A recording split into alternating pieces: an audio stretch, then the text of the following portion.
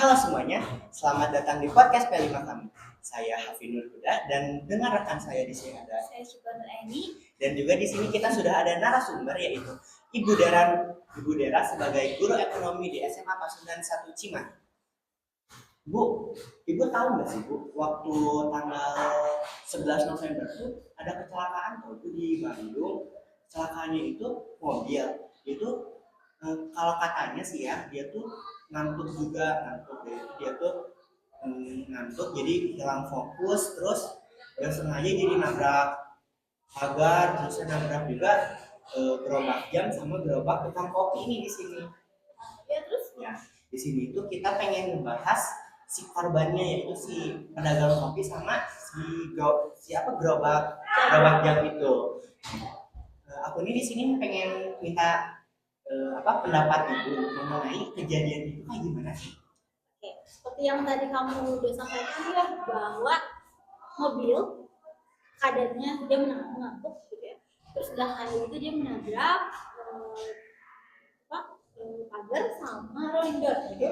Nah, dia juga menabrak pedagang jam dan juga pedagang kopi. Nah, kalau misalnya kita lihat dulu dari segi si pengemudi, kalau menurut saya gitu ya, kecelakaan ini memang salah dari pengemudi awalnya, karena di situ dilihat bahwa pengemudinya mengantuk. Ya, sesuai informasi dari polisi ya, pengemudinya mengantuk. Nah, kalau misalnya posisi mengantuk, dianjurkan untuk tidak membawa kendaraan karena itu cukup berbahaya kan, berbahaya, hilang fokus dan hilang kendali kita atas tubuh kita. Kalau misalnya ngantuk kan tanpa kita sadari menutup mata dan organ tubuh yang lain juga ikut tidur gitu ya, untuk ikut istirahat gitu. Alhasil bisa saja ya mobilnya oleng atau lain sebagainya, dan mungkin saja saat dia tersadar kembali dia kaget dan dia nginjek gas dan nabrak gitu kan. Nah itu kalau misalnya kita lihat ya memang kesalahan dari pengemudi. Tapi kalau misalnya tadi kamu bilang ada pedagang jam sama kopi itu di jalan, Iya pasti. di trotoar gitu kan. Nah, andaikan mereka tidak berjualan di situ, mungkin saja tidak menjadi korban. Karena kalau misalkan karena kita belum tahu ya kondisinya seperti apa, kita belum lihat nih CCTV-nya seperti apa. Apakah mungkin si pedagangnya tuh memang menghalangi pandangan si pengemudi, ataukah memang itu pure karena pengemudinya tidak fokus dan sehingga menabrak gitu kan. Tapi perlu kita ketahui bahwa si penjual juga seharusnya tidak berjualan di situ, karena itu cukup berbahaya untuk dirinya sendiri. Karena sekarang kita lihat si pedagang tersebut jadi korban kecelakaan karena berjualannya di tempat yang tidak seharusnya. Menurut saya seperti itu. Kalau kayak gitu kan berarti seharusnya si pedagang kaki lima itu emang sebenarnya tidak berjualan di situ. Ya, seharusnya tidak di situ. Tapi terus kalau gitu, kalau misal si pedagang kaki lima itu untuk mencari nafkah untuk hidupnya, bagaimana caranya kalau misalnya dia tidak berjualan di situ? Oke, sebetulnya ada aturan pemerintah kalau nggak salah nomor 125 tahun 2012, itu tuh terkait penataan dan pemberdayaan UMKM dan pedagang kaki lima. Nah, ini tuh isinya tuh kayak gini. Jadi si pemerintah daerah itu ditunjuk ataupun diarahkan gitu ya untuk mengatur, menata jalanan ataupun wilayah kota gitu ya, agar pertama menjaga estetika, kedua juga menjaga stabilitas apa namanya tuh kegiatan di antar kota, di kota gitu ya.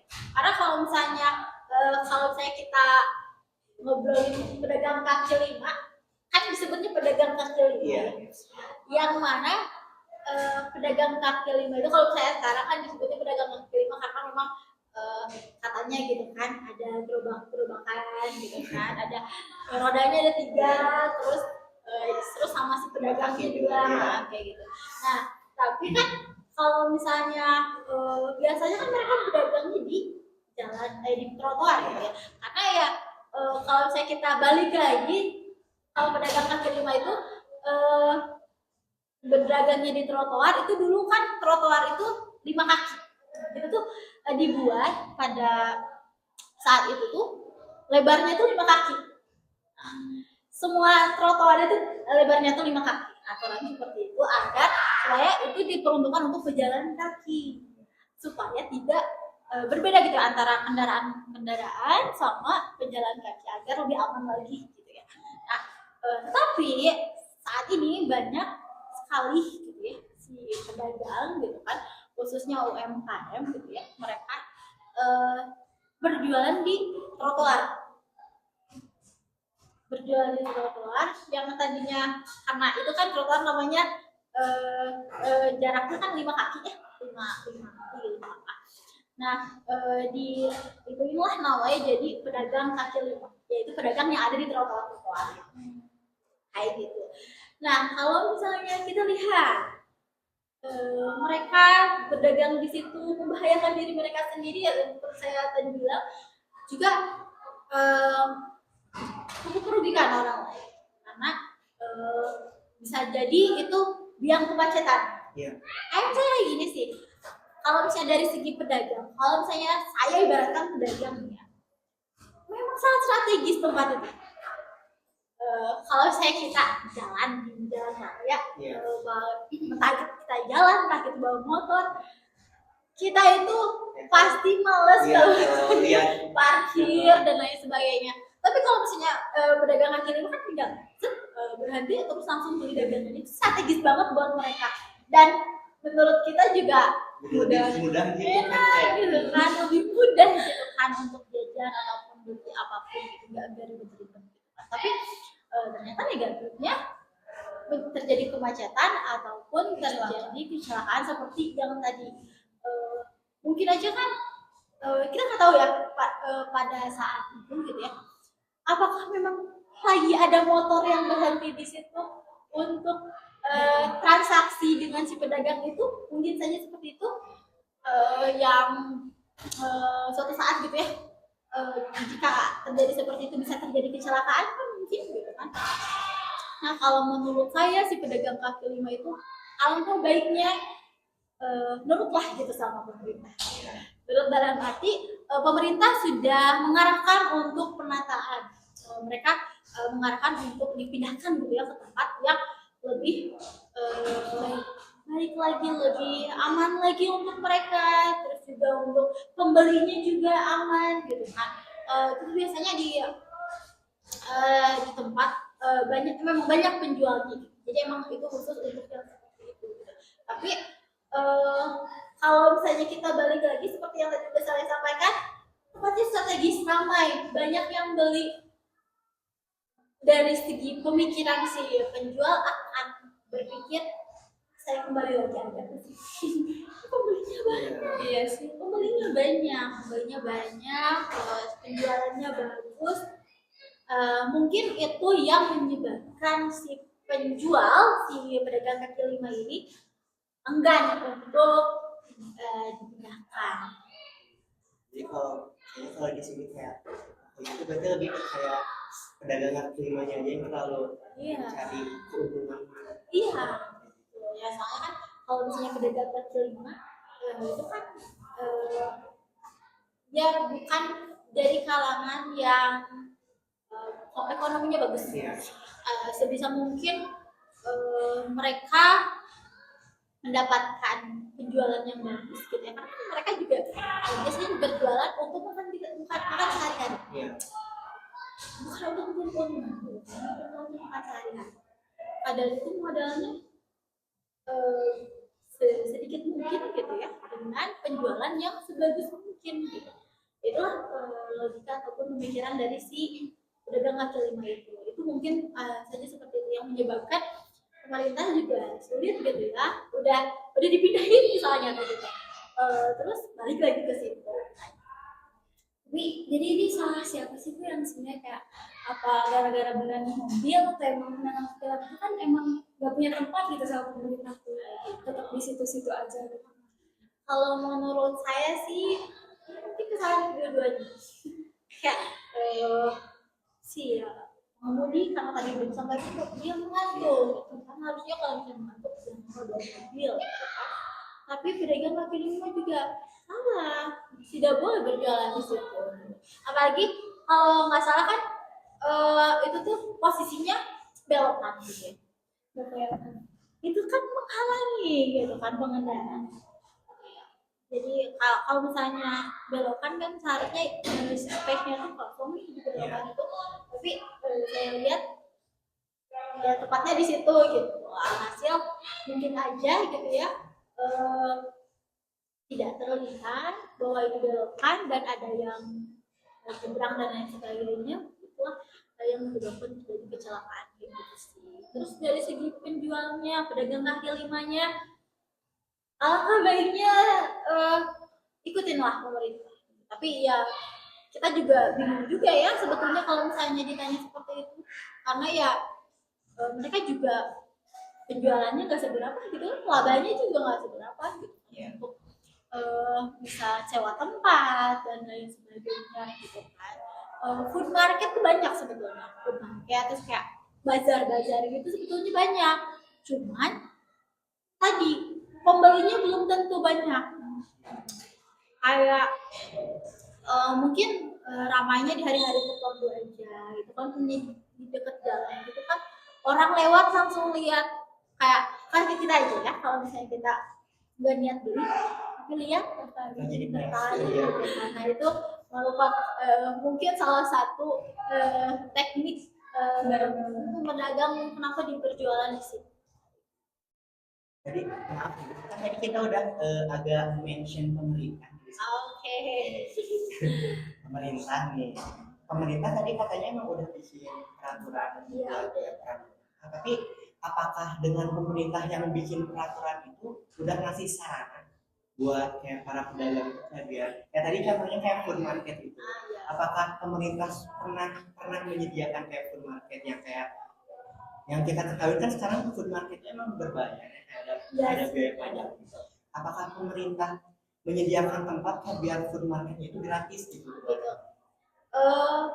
Kalau ini jujur saya bukan orang sini. Kalau misalnya ada daerah-daerah tertentu udah menyediakan. Iya, ya mungkin kalau misalnya di daerah sini belum ada yang menyediakan tempat tersebut, ya sebaiknya silakanlah kalau misalnya kita dibuat peraturan, dibuat juga lah fasilitas yang menunjangnya gitu. Maksudnya fasilitas yang menunjang bukan di tempat yang sepi, tapi tempat yang ramai juga. Strategis. Hasil si pedagang juga nggak balik lagi ke tempat itu gitu. Jadi agar supaya si pedagang itu betah jualan di situ. Kalau misalnya kayak tempat yang gratis, yang tadi kamu bilang ada pajaknya, ada ya mungkin biaya kebersihan pasti ada lah gitu. Biaya kebersihan pasti ada gitu kan, karena ya memang kalau saya berjualan kan pasti ada sampah-sampahnya ataupun dari produk yang dijualnya kan pasti ada sampah plastik atau dan sebagainya, itu memang sangat wajar gitu kalau saya ada kebersihan gitu kan. Tapi kebersihan ataupun keamanan gitu. Tapi kalau misalnya pajak UMKM kan, apalagi mereka gitu kan dengan hasilnya bisa lah tidak usah pakai pajak lagi. Maksudnya mereka juga mencari rezeki untuk makan sehari-hari gitu, nggak bukan yang untuk mencari keuntungan sebenarnya, bukan perusahaan. Mereka juga tidak punya toko. Kalau misalnya punya toko dan itu mungkin boleh dikenakan pajak. Jadi fasilitasnya harus lebih menunjang lagi. Tapi bingung juga ya mau nyalahin siapa gitu. Kalau di sini soalnya kayak pedagang juga kayak butuh keadaannya kayak Iya betul. Sebetulnya kalau misalnya disalahin. Ini nggak perlu disalahin, nggak perlu karena semuanya juga punya alasan tersendiri, semuanya juga punya sisi sisi mereka sendiri gitu. Mereka juga punya pandangan sendiri. Alangkah baiknya dari segi pemerintah ataupun masyarakat gitu agar kita lebih aman lagi gitu ya. Silakan jangan cari yang mudah aja. Silakan datang ke tempat-tempat penelitian seperti itu agar mereka juga merasa oh sama saja berarti banyak juga penjualan mereka di tempat-tempat seperti itu di supermarket itu nggak cuma jangan jadi masyarakat yang mulai dari diri kita sendiri sih ya jangan nyalahin orang lain mulai dari diri kita sendiri oh kita juga harus mau gitu membeli barang di tempat-tempat yang lebih aman. Kalau misalnya di tempat jalan trotoar misalnya mereka jualannya ramai kan mereka juga jadi sayang ninggalin tempat itu ya kan. Langkah baiknya kita juga mau untuk berpindah tempat bukan cuma mereka yang mau berpindah tempat ya juga tapi kita juga beli sebagai konsumen juga harus mau berpindah tempat memilih ke tempat yang lebih aman. iya Selamat. iya soalnya penjual tuh nyari pelanggan nyari ke mereka itu kan peruntukannya untuk konsumen gitu konsumsi kan sama konsumen kalau misalnya konsumennya hanya mau beli yang di situ-situ itu aja di yang teman-teman yang gambar akan susah lah jadi mulai dari individu kayak gitu.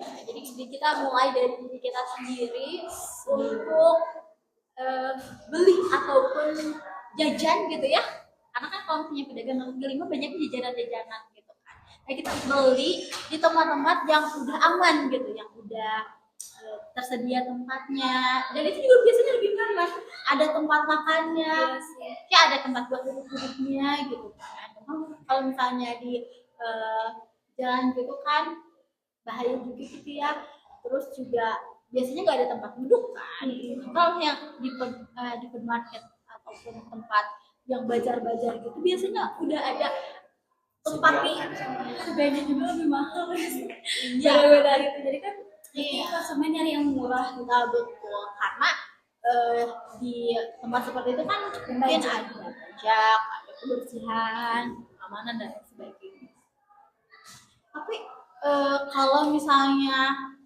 di tempat seperti itu gitu ya kalau misalnya kita melihat hanya dari segi harga dan dari segi kemudahan mungkin masalah ini nggak akan selesai ya kan mungkin masalah ini nggak akan selesai jadi kita juga bukan cuma pemerintah bukan cuma si pedagangnya bukan juga si pengguna jalannya semuanya harus bareng-bareng mau merubah kebiasaan tersebut.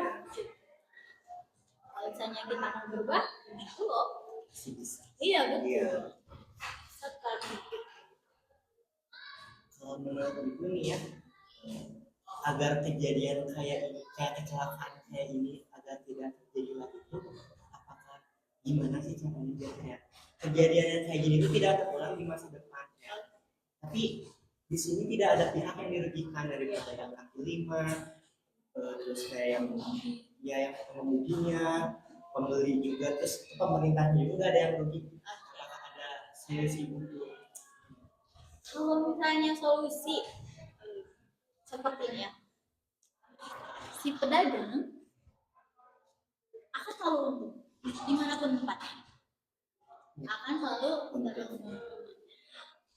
Si apa namanya itu bukan pejalan ya apa namanya itu pemakai jalan raya akan selalu diuntungkan kalau misalnya mereka si pinggir-pinggirnya si trotoarnya tidak ada pedagang bukan cuma mereka yang kendaraan mobil motor bukan seperti itu aja tapi pejalan kaki juga itu akan lebih diuntungkan. Nah sebetulnya si pembeli juga konsumen akan lebih diuntungkan kalau misalnya mereka jajannya di tempat yang lebih aman, lebih belajar lebih aman.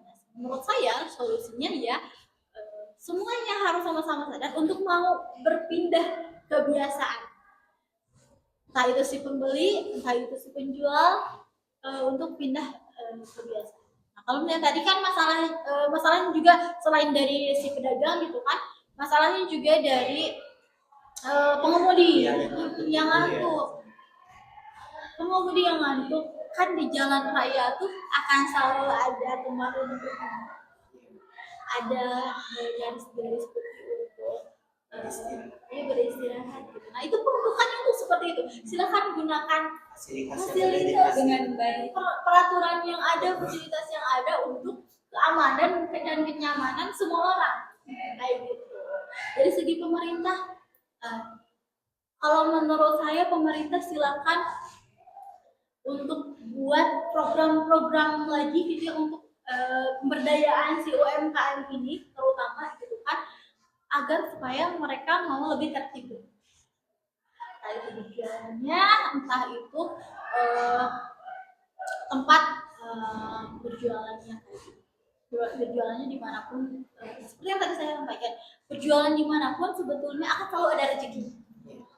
Ya harus kita lakukan hal seperti itu sih. Iya. Nah selain itu pemerintah ada lagi salah satu caranya, pemerintah melakukan pelatihan untuk mereka UMKM itu kan biasanya mereka tidak punya basic bisnis, betul? Mereka itu mereka punya produk, mereka punya misalnya biasanya kan nggak dibuat sendiri juga gitu kan, langsung berjualan aja gitu. Nah, alangkah baiknya pemerintah melakukan banyak lagi pelatihan kepada mereka agar supaya mereka juga lebih bagus lagi gitu dalam berjualan, bukan cuma untuk memenuhi tadi makan sehari-hari gitu kan, tapi mereka juga bisa mendapatkan laba dan itu juga menjadi keuntungan buat pemerintah daerah. Banyak lagi pelatihannya agar memberdayakan mereka kalau misalnya sudah berjualan pasti sudah mempunyai bakat dan minat untuk berjualan itu. Nah maka dari itu pemerintah daerah harus didukung betul. Selain dipindah tempatnya silakan buat program-program yang bagus agar mereka juga lebih merasa saya juga menjadi penyosong ekonomi daerah nih gitu. Kalau misalnya seperti itu yang namanya psikologis sih, kalau misalnya kita merasa dianggap, kita merasa penting, orang itu akan berusaha lebih lagi. Kalau misalnya dia merasa saya penting nih untuk perekonomian daerah, saya yakin orang-orang tersebut akan lebih semangat lagi untuk berjualan yang aman dan justru meningkatkan kualitas ataupun laba dari penjualannya. Balik lagi ya Bu ke yang kecelakaan tadi. Jadi bisa disimpulin di sini kalau kita tuh nggak bisa nyalahin pihak manapun, maupun pengendara maupun ataupun si pedagang kaki lima, kita nggak bisa menyalahkan, soalnya semuanya pasti punya kondisi masing-masing. Kondisi masing-masing punya kesalahan. Iya. Oke, sebelum tutup nih, Bu punya pesan nggak Bu buat buat pedagang pemerintah? Buat pemerintah juga. Oke, iya. Kita yang tadi kali. Sini. Oke, boleh. Buat pedagang kaki lima dulu ya. Buat pedagang kaki lima, mari sama-sama dukung pemerintah juga dengan mengikuti pelatihan, mengikuti peraturan-peraturan yang ada di pemerintah gitu ya, agar supaya ini adalah untuk kemajuan dan kemakmuran kita semua. Karena kalau misalnya pedagang kaki lima ataupun UMKM udah mau mengikuti pemberdayaan, insya Allah itu merupakan hal yang positif, hal yang bagus, dan itu akan menguntungkan kepada kita semua, kepada kalian juga gitu, para pedagang UMKM. Untuk pemerintah, silahkan pemerintah lebih perhatikan lagi gitu ya UMKM, karena ini bisa menjadi penyosong ekonomi di daerah, terutama di daerah yang banyak pedagang gitu kan, dibuat program-program yang lebih bagus lagi, diambil hati pedagangnya gitu ya, agar supaya mereka mau dan mereka juga mampu untuk memenuhi kebutuhan mereka kayak gitu. Sangat Belajar iya, sangat pelajaran Banyak. banyak banget pelajaran yang bisa diambil ya sih ya. Biar berubah sama. Ada yang lain sampein ya sih. Cukup aja. Nih, makasih banget loh Bu ya udah Udah sharing-sharing cerita Iya, juga. banyak banget ya sih ya. Semuanya Sekian dari ya kami tutup. Selamat ya Selamat pagi siang sore kapan saya nonton Selamat beraktivitas, semangat untuk para pedagang kaki ya. pedagang kaki lima dan apapun kerja kalian. Ya, oke. Terima kasih semuanya. Dadah.